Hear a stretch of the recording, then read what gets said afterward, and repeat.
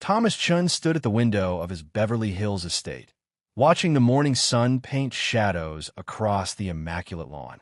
As the founder of one of California's largest tech companies, he had built an empire that stretched across 3 continents. His innovations in renewable energy had earned him a fortune most could only dream of. Yet none of it could fix what truly mattered. His daughter, Lily, sat motionless in her wheelchair beneath the old oak tree. She was only 9 years old, but her eyes held a sadness that seemed ancient.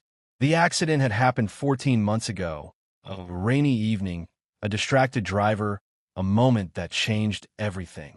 Lily's mother, Grace, hadn't survived. Lily had, but the crash had left her unable to walk. Thomas had tried everything his wealth could buy. Specialists flew in from Tokyo, London, and Boston. Experimental treatments in Switzerland. The finest physical therapists money could hire. Each attempt ended the same way, with Lily retreating further into herself, her spirit dimming like a candle running out of oxygen. The mansion felt enormous and empty despite having 12 bedrooms. Staff moved quietly through the halls, speaking in whispers. Lily rarely left her room except when her nurse, Maria, wheeled her into the garden for fresh air. Even there, she simply stared at nothing, lost in a world Thomas couldn't reach. He remembered when this house had echoed with her laughter. She used to chase their golden retriever through these same gardens, her pigtails bouncing. She'd drag him outside to look at butterflies, to pick strawberries from the garden, to splash in the fountain on hot days. Now, silence hung heavy in every corner. Thomas had conquered business challenges that would have crushed other men. He'd negotiated billion-dollar deals and outsmarted competitors who tried to destroy him. But watching his daughter fade away, unable to help her, this was a battle he didn't know how to fight. The doctors had been blunt. Lily's paralysis wasn't just physical. The trauma of losing her mother in the same accident had locked something inside her. Until she wanted to heal, until something sparked that desire, progress would be impossible. What sparks a child who's lost everything? Thomas had asked. The doctors had no answer. That afternoon, something unusual happened. Thomas was in his home office reviewing quarterly reports when he heard it. A sound he hadn't heard in over a year. Laughter. His daughter's laughter. He bolted from his chair, papers scattering. Racing to the window, he looked down at the garden. Lily was there, her hands pressed to her mouth, shoulders shaking with giggles. And in front of her, dancing with wild, exaggerated movements, was a boy Thomas had never seen before. The boy couldn't have been more than 12, barefoot, wearing clothes that had seen better days. His jeans were torn at the knees, his t-shirt faded and oversized. But his face shone with pure joy as he spun and jumped, making ridiculous faces that sent Lily into fresh peals of laughter. Thomas's first instinct was alarm. How had this child gotten past the security gates? Who was he? What did he want? But then Lily clapped her hands, actually clapped them, showing more animation than she had in months. Her eyes sparkled, her cheeks flushed pink with delight.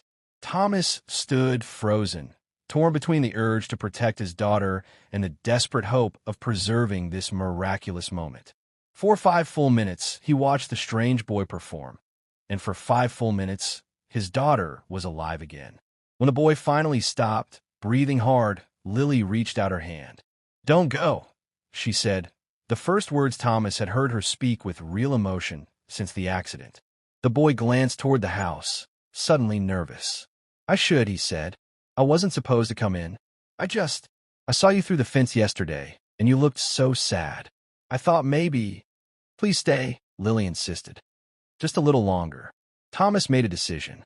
He left his office and walked deliberately down to the garden. The boy spotted him and went rigid, clearly preparing to run. "Wait," Thomas called out, moderating his tone. He approached slowly, studying the child up close.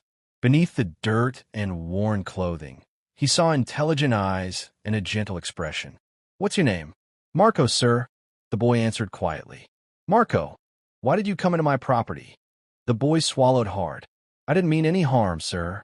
I've been living near here, and yesterday I saw her." He gestured to Lily, sitting alone, looking really sad. My mom used to tell me that dancing could chase sadness away. So I thought, maybe I could try to help. I'm really sorry if I scared anyone." The simple honesty in his words struck Thomas deeply. "Where are your parents?" Marco's eyes dropped. "My mom passed away last year. Cancer. My dad. He left before I was born. I've been staying at the youth shelter downtown, but sometimes there's no room." Thomas looked at his daughter. She was leaning forward in her wheelchair, more engaged than he'd seen her in months. "Daddy, can Marco come back tomorrow? Please." Every protective instinct told Thomas this was risky. But the therapist had said Lily needed motivation, something to spark her desire to heal. And here, incredibly, was that spark in the form of a homeless boy with nothing but a gift for making others smile. "Marco," Thomas said carefully, "if you come back tomorrow at 3 o'clock, I'll have the guards let you in. You'll spend an hour with Lily. You'll have dinner before you leave. But you must promise me, no tricks, no stealing, no problems. Can you do that?" Marco's eyes went wide with disbelief. "Oh, you'd really let me come back? If it makes my daughter smile, yes. I promise, sir. I swear I'll be good." Thomas nodded. 3 o'clock. Don't be late. As Marco left through the front gate this time, escorted by a bewildered security guard, Thomas returned to where Lily sat. She was still smiling, her hands clasped together with excitement. "He's nice, Daddy," she said. "He makes me feel less heavy inside." Thomas knelt beside her wheelchair, taking her small hand in his. "I know, sweetheart. If he helps you feel better, he's welcome here." That night, for the first time in over a year, Lily ate her entire dinner. She talked about Marco's funny faces, his spinning jumps, the way he'd pretended to be a robot that kept malfunctioning. She was animated, engaged, present. And Thomas Chun, who had everything money could buy, realized that the answer to his prayers had arrived in the most unexpected package, a barefoot boy with nothing but joy to give. If you're enjoying this story, please like this video and subscribe to our channel for more inspiring tales. Share this with someone who needs a reminder that hope can come from the most unexpected places. What would you do in Thomas's position? Let us know in the comments below.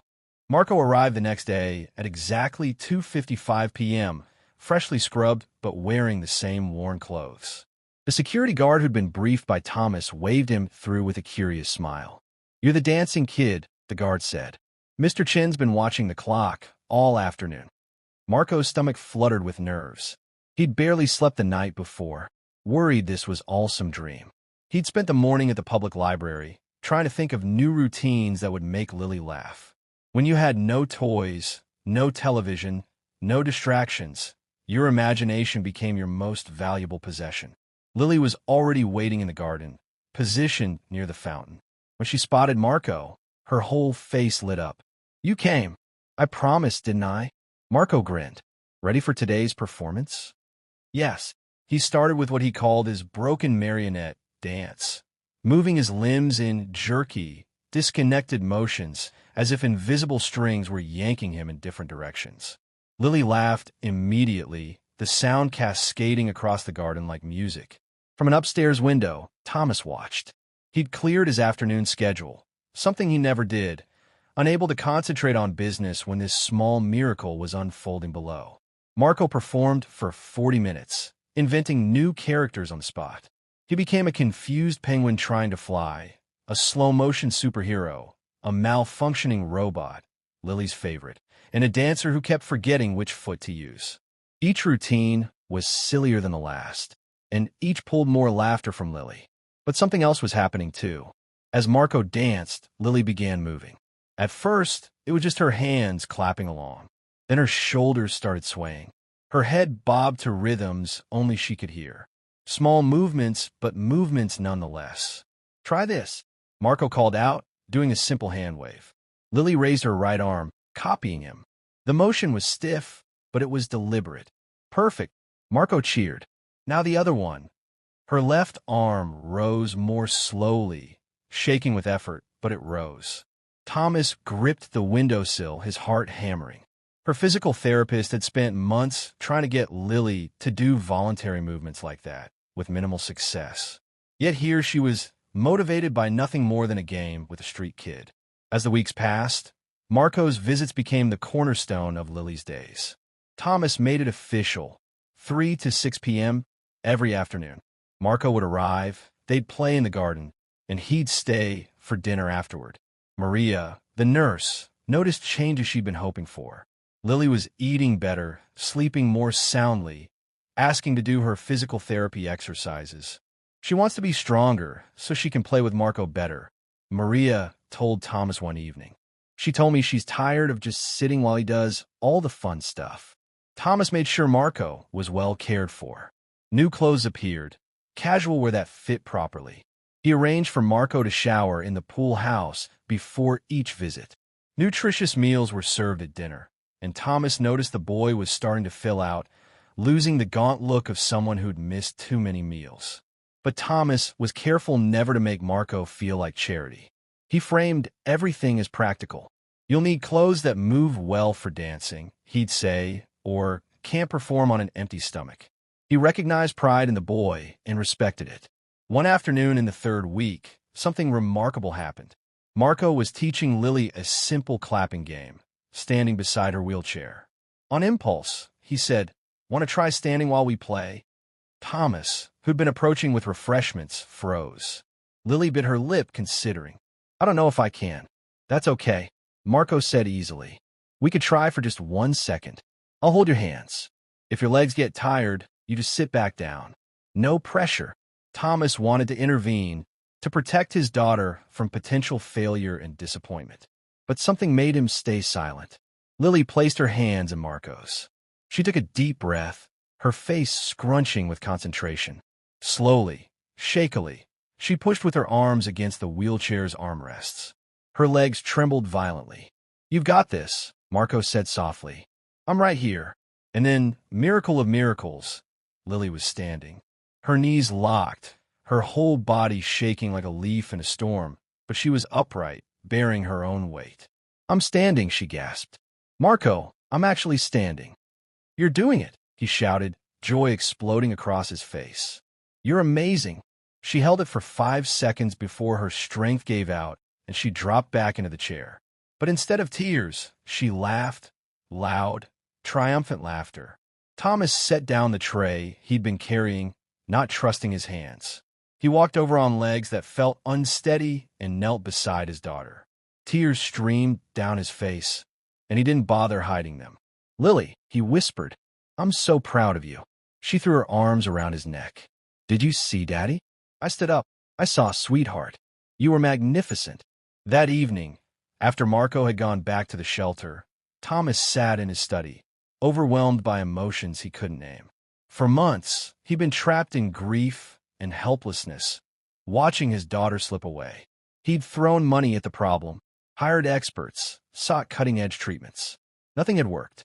Then a homeless boy had slipped through his gates, armed with nothing but kindness and silly dances, and had achieved what millions of dollars could not.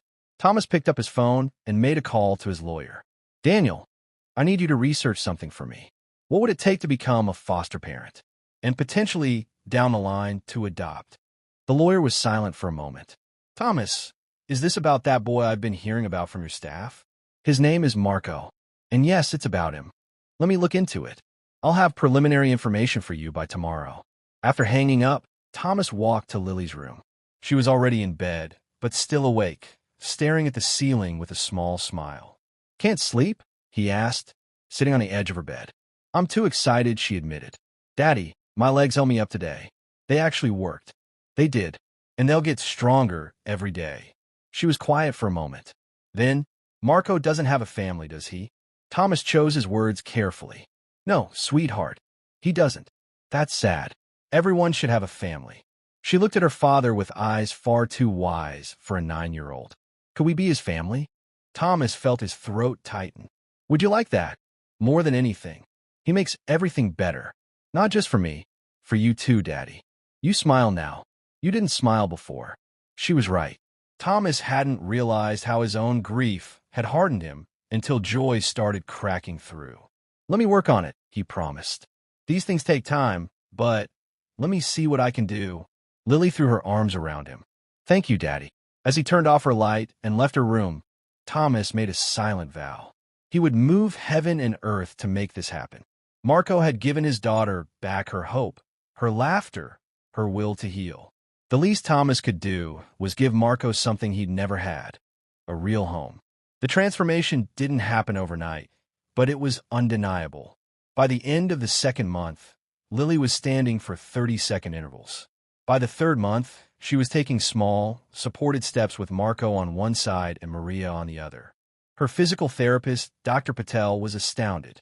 "In 20 years of practice, I've never seen progress like this," she told Thomas during one of Lily's sessions. "Whatever is motivating her, it's working miracles." "His name is Marco," Thomas said simply, but not everyone was celebrating. Thomas's business associates began whispering. At a charity gala, his longtime friend and investor, Robert Hartman, pulled him aside. "Thomas, I need to speak frankly. There's talk about this street, kid you've taken in. People are concerned about your judgment." Thomas's jaw tightened. "Concern about what, exactly?" "About security. About appropriateness. You're one of the wealthiest men in California, and you've given unlimited access to someone with questionable origins. What if he's stealing from you? What if he's dangerous? He's 12 years old, Robert. He's a stranger whose background you know nothing about. I'm saying this as your friend. This could damage your reputation. The board is already asking questions." Thomas set down his champagne glass with deliberate care. "My daughter is walking again because of that boy. My daughter is laughing again. She's eating. She's engaged with life. She has hope. So with all due respect, anyone who has a problem with Marco can take it up with me directly, including the board." Robert backed off, but Thomas knew the whispers would continue.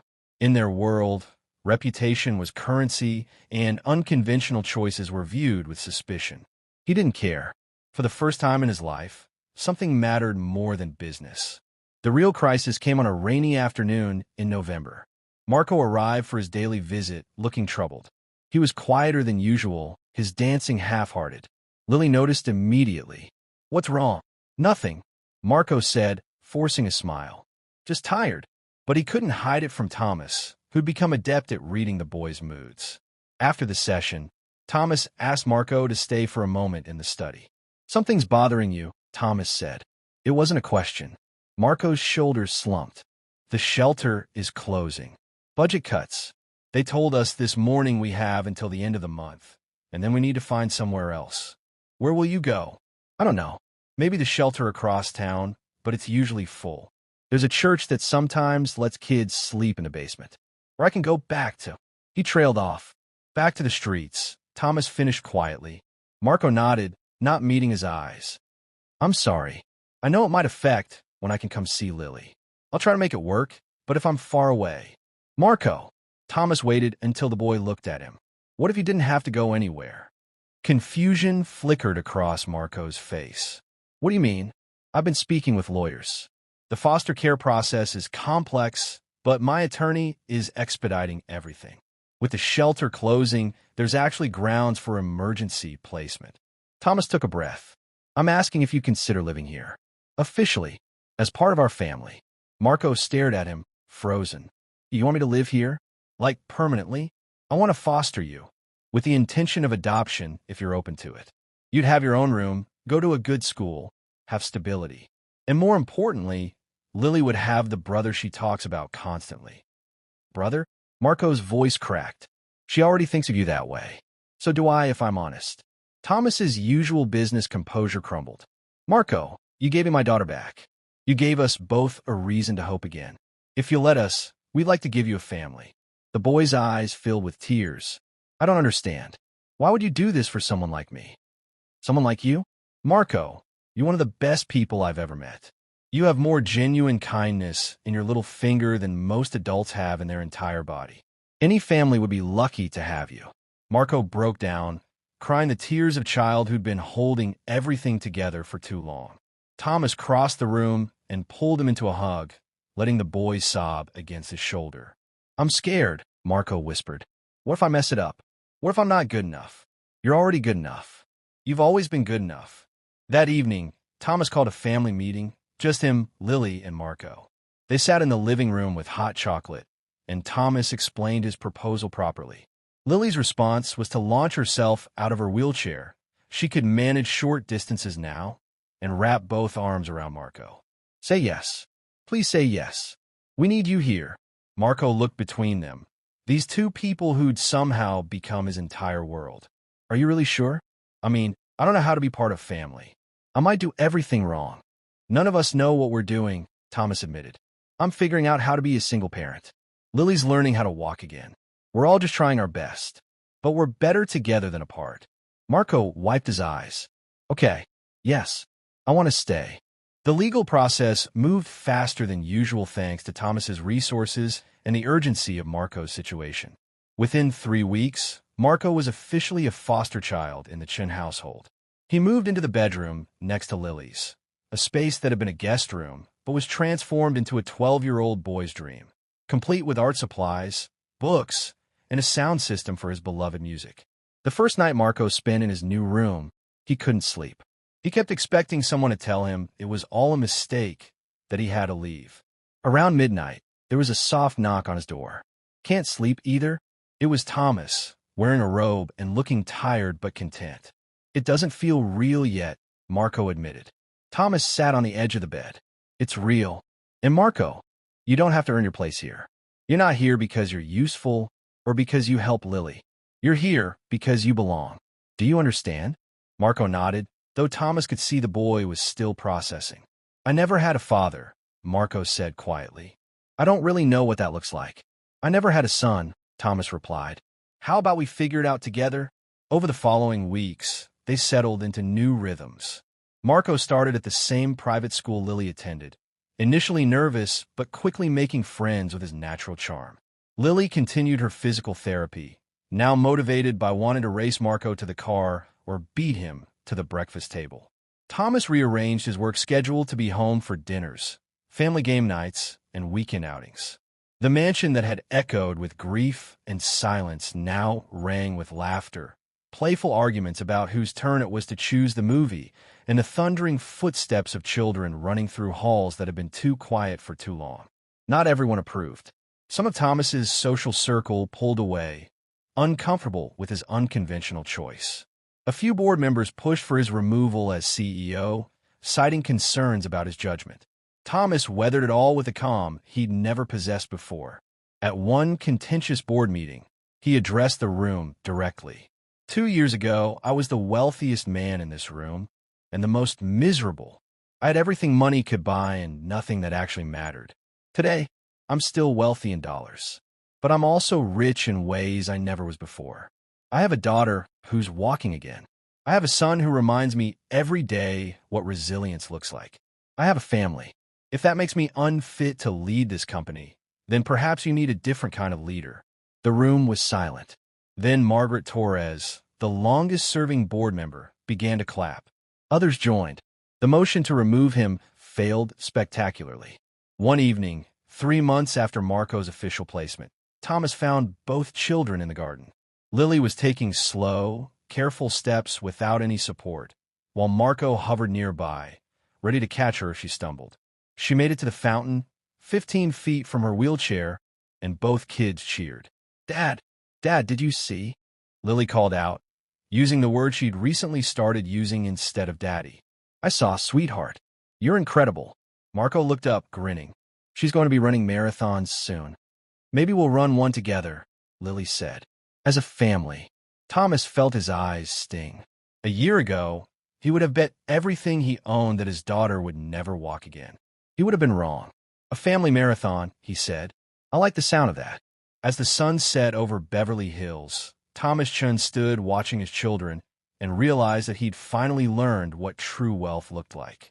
It looked like a formerly homeless boy teaching his daughter to dream again. It looked like laughter in empty hallways. It looked like hope taking root in the least expected places. 6 months into Marco's placement with the Chun family, life had found a beautiful rhythm. Lily was walking independently for short distances and using her wheelchair less each day. Marco was thriving at school, his natural creativity channeled into art classes and drama club. Thomas had learned to leave work at the office, prioritizing family dinners and weekend adventures. But storms have a way of arriving when you least expect them. It started with a phone call on a Tuesday morning. Thomas was reviewing contracts when his lawyer, Daniel, called with unusual urgency in his voice. "Thomas, we have a situation. Someone has filed a petition to contest Marco's placement." Thomas's blood ran cold. "Who? On what grounds?" "A man claiming to be Marco's biological father. His name is Vincent Torres. He's saying he wants custody. Marco's father abandoned him years ago. He has no right. Legally, it's complicated. If he can prove paternity and demonstrate he's capable of caring for Marco, the court may grant him at least visitation rights. We need to prepare for a fight." Thomas immediately called Marco out of school and brought him home. They sat together in the study, and Thomas broke the news as gently as possible. The color drained from Marco's face. "My father? But he never wanted me. Why now?" Thomas had his suspicions. News of his fostering Marco had made local papers. Anyone following the story would know that the boy was now connected to one of California's wealthiest families. Suddenly, a child who'd been worthless to Vincent Torres was potentially valuable. "I don't want to see him," Marco said, his voice shaking. "Please, I don't want to go back." "You're not going anywhere," Thomas said firmly. "I promise you, Marco. We'll fight this with everything we have." The legal battle was brutal. Vincent Torres appeared in court dressed in a cheap suit, playing the role of a reformed man who'd made mistakes but desperately wanted to reconnect with his son. His lawyer painted a picture of a father who'd struggled with addiction but was now clean, employed, and ready to be a parent. Thomas's legal team countered with the truth. Vincent had never once tried to find Marco during the 2 years the boy lived on the streets. He'd never filed a missing person report, never reached out to shelters or social services. His sudden interest coincided suspiciously with Marco's new circumstances. But family law favored reunification. The judge ordered a psychological evaluation and granted Vincent supervised visitation while the case proceeded. The first visit was devastating. Marco came home shaking, withdrawn, nothing like the joyful boy he'd become. Lily tried to comfort him, but he locked himself in his room. Thomas found him hours later, sitting on the floor with his back against the bed. "He asked about you," Marco said dully. "About how much money you have. About the house. He didn't ask about school or my friends or anything about me. Just about stuff." Thomas sat beside him on the floor, a position he never would have imagined himself in 2 years ago. "I'm so sorry, Marco. He's going to take me away, isn't he? I'll have to leave you and Lily. Not if I can help it. We have the best lawyers money can buy. They're building a case showing that you're thriving here, that removing you would be harmful. But he's my biological father. Doesn't that matter more than what's good for me?" The question haunted Thomas because he knew the answer was complicated. The legal system, however flawed, did prioritize biological connections. The case dragged on for weeks. Marco's visits with Vincent continued, each one leaving the boy more despondent. His grades started slipping. He stopped dancing with Lily. The light that had returned to him was dimming again. Lily, too, was affected. Her physical progress stalled. She had nightmares about Marco disappearing. The trauma was rippling through their newly formed family. The breaking point came during a supervised visit when Vincent, alone with Marco for a brief moment, said something that shattered the boy. Marco came home and went straight to his room. When Thomas checked on him, he found Marco packing his few belongings into a backpack. "What are you doing?" Thomas asked, alarm rising. "I'm leaving," Marco said, his voice hollow. "Vincent said that if I really cared about you and Lily, I'd save you the legal fees and just come with him. He said I'm being selfish, making you spend all this money on lawyers when he's my real family anyway." "Marco, that's manipulation. He's trying to." "Maybe he's right," Marco shouted, tears streaming down his face. "Maybe I'm being selfish. You spent hundreds of thousands of dollars fighting for me. Your business partners don't trust you anymore. People talk about you differently now. And Lily, she's getting worse because she's worried about me. Maybe everyone would be better off if I just left." Thomas crossed the room and took the backpack from Marco's hands, setting it aside. Then he did something he'd never done in his years as a cutthroat businessman. He knelt down, making himself vulnerable, making himself equal. "Listen to me very carefully," he said. "You are not a burden. You're not selfish. You are my son. Not because a court says so, not because of paperwork, but because that's who you are. And families fight for each other. Always. But the money is worthless if I lose you. Marco, before you came into our lives, I had billions of dollars and nothing that mattered. You think money makes me happy? It's you. It's Lily laughing at your jokes. It's family dinners where we argue about movies. It's teaching you to drive the golf cart, even though you crashed it into the fountain. That's what makes life worth living. Marco sobbed, and Thomas pulled him close, holding him the way a father holds a frightened child. I'm scared, Marco whispered. I know. So am I. But we're going to get through this together. The next day, Thomas made a decision. He called Daniel with new instructions. I want to hire a private investigator. Dig into Vincent Torres's life. His employment, his residence, his associates. If he's gaming the system, I want proof. Thomas, that could be seen as, I don't care how it looks. That man is trying to take my son for money. I want evidence. What the investigator uncovered was damning. Vincent Torres was unemployed despite his claims otherwise. His reformed status was a performance. He was still connected to known drug dealers. And most tellingly, he'd been recorded by the investigator bragging to friends about how he'd hit the jackpot when he saw Marco's story in the news. Rich guy wants to play dad to my kid? Fine. But it's going to cost him, Vincent had said, caught on video outside a bar. Either he pays me to go away, or I get custody and the kid comes with a trust fund. Either way, I win. The evidence was brought to court at the final hearing. The judge reviewed the video, her expression growing progressively harder. Mr. Torres, she said coldly, it's clear to this court that your interest in Marco stems not from paternal affection, but from financial opportunism. Your petition for custody is denied. Furthermore, I'm terminating your parental rights entirely. You are ordered to have no contact with Marco Chun. She turned to Thomas. Mr. Chun, your petition to adopt Marco is approved, effective immediately. This court finds that Marco is thriving in your care and that severing that bond would be detrimental to his well-being. Thomas felt tears running down his face. Beside him, Marco grabbed his hand, squeezing tight. It's over, Marco whispered. I can stay. You can stay. Forever. They drove home together, stopping to pick up Lily from school early so she could hear the news. When they told her, she screamed with joy and hugged Marco so hard she nearly knocked him over. You're officially my brother now, she said. You can never leave. Wouldn't dream of it, Marco replied, grinning through his tears. That evening, Thomas gathered his children, both of them officially now, in the garden where it had all begun. The sun was setting, painting the sky in shades of orange and gold. This was the hardest fight of my life, Thomas admitted. But it was also the most important. Marco, I need you to understand something. You don't owe me anything. Not gratitude, not perfect behavior, not anything. You're my son because I choose you, and because you choose us. That's how family works. Marco looked at this man who'd transformed his life so completely.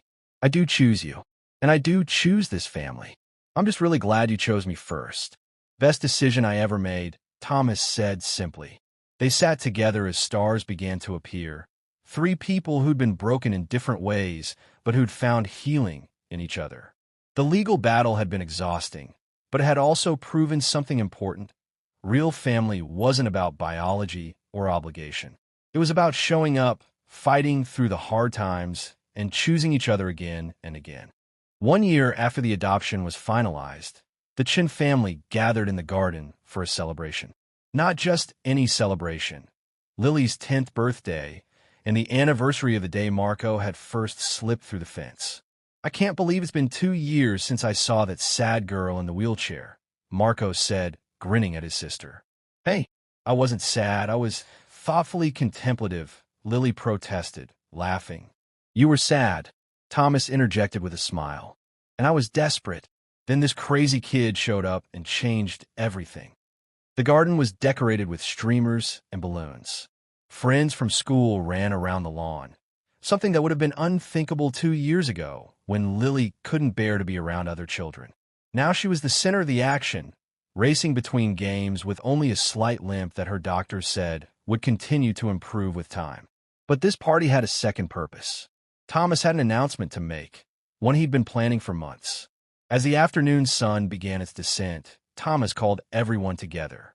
Parents, children, neighbors, and several staff members who'd become like extended family gathered around. "Thank you all for coming," Thomas began. 2 years ago, I learned something that changed my entire life. I learned that the most valuable things in this world can't be bought. They can only be given freely: joy, hope, kindness, love. He gestured to Marco, who stood beside Lily, looking slightly embarrassed by the attention. This young man taught me that lesson. He had absolutely nothing. No home, no family, barely enough food to survive. But he had a gift, and he gave it freely. He didn't ask for anything in return. He just wanted to make a sad little girl smile. Several people in the crowd were already tearing up. That generosity inspired me, and it made me ask myself, if a 12-year-old boy with nothing could change lives through simple kindness, what could someone with resources do? Thomas pulled out a folder. "I'm announcing the creation of the Marco and Lily Foundation. It's dedicated to helping homeless youth in California, with a special focus on those who show talent in the arts. We'll provide housing, education, mentorship, and opportunities for kids who just need someone to believe in them." The crowd erupted in applause. Marco's eyes went wide with shock. "You're naming it after us?" he asked. "After both of you. Lily, because her courage inspired me to keep fighting. And Marco, because your kindness started all of this." Thomas turned back to the crowd. "The foundation launches next month. We've already purchased a residential facility in downtown Los Angeles that will house 50 young people. We're hiring counselors, teachers, and arts instructors. And Marco here has agreed to teach dance classes one afternoon a week." Marco looked stunned. I don't know what to say." "Say you'll keep being exactly who you are," Thomas replied. "Because that's enough." As the party continued, Thomas found a quiet moment alone with his children. They sat on the garden bench, Lily between her father and brother. "Dad, can I ask you something?" Lily said. "Anything, sweetheart. Do you ever think about how different things would be if Marco hadn't climbed through that fence?" Thomas considered the question seriously. "All the time. I think about how I was so focused on business that I forgot how to live. I think about how lonely this house was. I think about how we might have stayed that way forever. I think about it too," Marco added quietly. "I think about how I almost didn't come in. I stood outside that fence for like 10 minutes, scared I'd get in trouble. What if I just walked away?" "But you didn't," Lily said firmly. "You were brave." "I was hungry and wanted to make someone smile," Marco corrected with a grin. "I'm not sure that counts as brave." "It absolutely counts," Thomas said. "Real bravery is choosing kindness when you have every reason not to. You had nothing, Marco, and you still chose to give. That's the bravest thing I've ever seen." They sat in comfortable silence for a moment, watching the party continue around them. "You know what's funny?" Lily said. "Everyone always talks about how Marco helped me walk again. But he helped you too, Dad. You were kind of frozen, you know? After Mom died. You were there, but not really there." Thomas felt his throat tighten. His daughter was wise beyond her years. "You're right. I was frozen. Losing your mother, watching you suffer, feeling completely powerless, it broke something in me. I threw money at problems because that's what I knew how to do. But Marco showed me that presence matters more than presence. That showing up is more important than showing off." "Very philosophical, Dad," Marco teased.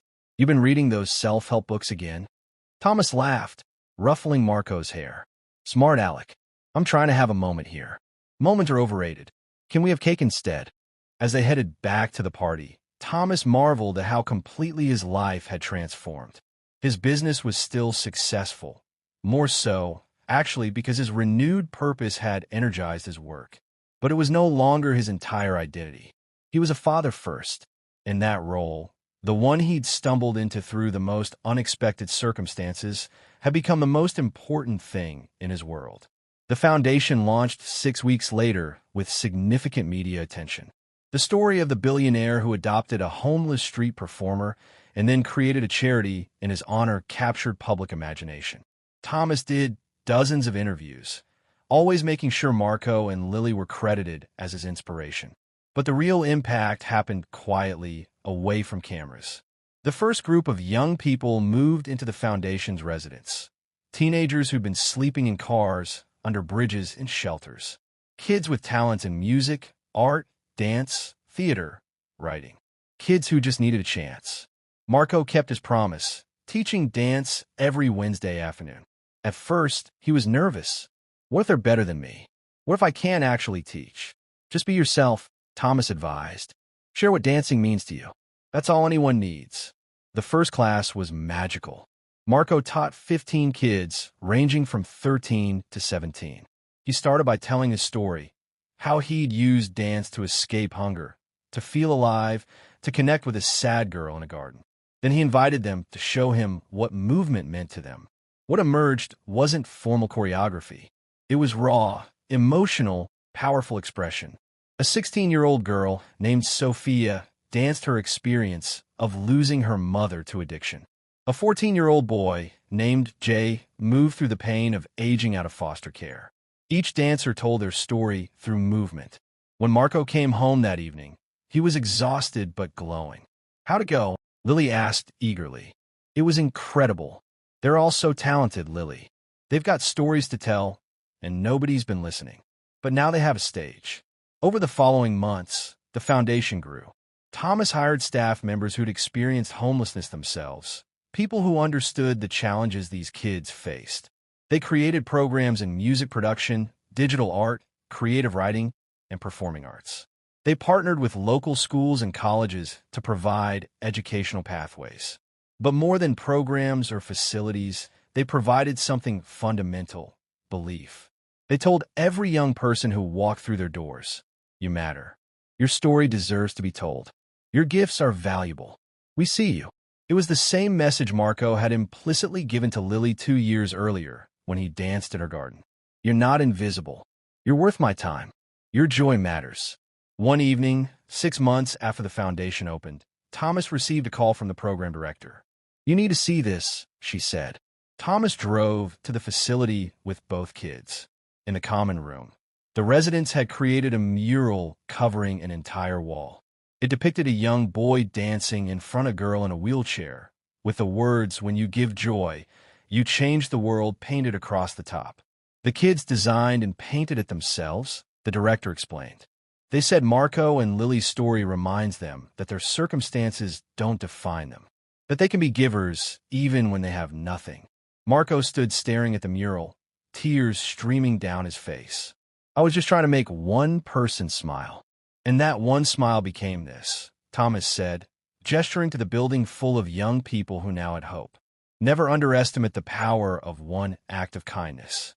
That night, back in their garden, the three of them sat under the stars. It had become their tradition, garden time, where they talked about everything and nothing, where the day's pressures melted away. "Dad," Lily said suddenly, "I've been thinking about something." "What's that?" "When I'm older, I want to work for the foundation. Maybe do physical therapy with kids who've been through trauma. Because I know what it's like to feel like your body betrayed you. And I know how important it is to have people who believe you can heal." Thomas felt pride surge through him. "That's a beautiful calling, sweetheart. I want to keep teaching there too," Marco added. "Even when I'm old and gray and can't spin anymore. Because those kids, they need to know someone sees them. That's what you gave me, Dad. You saw me when I was invisible to everyone else." "You were never invisible to me," Thomas said softly. "From the moment I saw you dancing in this garden, you were the most visible person in my world. You and your sister both. You're the reason I get up in the morning. You're the reason everything makes sense." They sat together in comfortable silence. Three people who'd found each other through the most unlikely circumstances. A wealthy man broken by grief. A paralyzed girl who'd lost her mother and her mobility. A homeless boy with nothing but a gift for bringing joy. Separately, they'd been incomplete. Together, they'd become a family. "You know what I think?" Lily said suddenly. "What?" "I think maybe the accident happened for a reason. Not because Mom was supposed to die. That was awful and wrong, and I still miss her every day. But maybe it was so we could meet Marco. Maybe we were all meant to find each other." "I think about that too," Marco admitted. "If I hadn't been homeless, if I hadn't been walking past this house that exact day, if you hadn't been sitting in the garden right then, we would have missed each other completely. Thomas didn't believe in fate or destiny in the traditional sense, but he did believe in the power of choices, the choice to love, to stay, to fight, to open your heart even when it's been shattered. Maybe it's not about why things happen, he said. Maybe it's about what we do with what happens. We could have stayed broken. Instead, we chose to heal each other. Very wise, Dad, Marco said with a grin. You're getting deep in your old age. Old age? I'm 46. Practically ancient, Lily teased. They dissolved into laughter, the sound carrying across the garden and into the house beyond. A house that was no longer a mansion, but a home. Not because of its marble floors or expensive art, but because it was filled with love, laughter, and a kind of wealth that couldn't be measured in dollars. As they headed inside for the night, Thomas paused to look back at the garden. This space where a desperate father had watched his daughter fade away. Where a hungry boy had taken a chance on kindness. Where a paralyzed girl had learned to stand again. It was just a garden, grass, flowers, a fountain, an old oak tree. But it was also so much more. It was the place where their story began. The place where they'd learned that the greatest treasures in life are the ones you can't hold in your hands. They were written in laughter and tears, in courage and kindness, in the simple, extraordinary act of choosing to love when it would be easier to walk away. Thomas turned off the garden lights and followed his children inside, his heart fuller than he'd ever imagined possible. Behind him, the garden settled into peaceful darkness, already dreaming of the joy tomorrow would bring. Thank you for joining us on this incredible journey of hope, healing, and the transformative power of kindness. If this story touched your heart, please like this video, subscribe to our channel for more inspiring stories, and share it with someone who needs a reminder that love can come from the most unexpected places. What was your favorite moment from this story? Drop a comment below.